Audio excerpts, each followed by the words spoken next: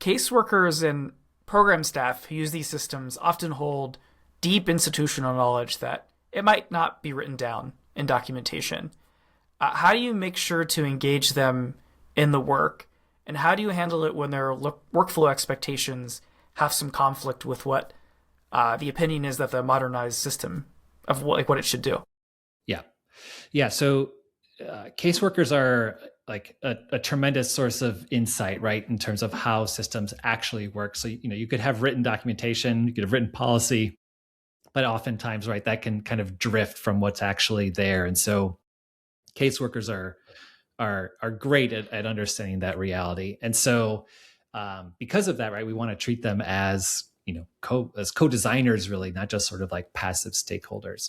And so by incorporating them into our design, I think the other element here is like, we've been talking a lot about like redesigning experiences for beneficiaries, right? We want to change how services are delivered. But a lot of our work is actually about how do we reduce the burden for caseworkers themselves, right? How do we make it easier to process a case?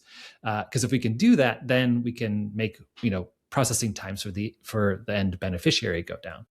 And so in that case, it's really thinking about those caseworkers, not just as like information sources, but actual users that we want to be able to design around.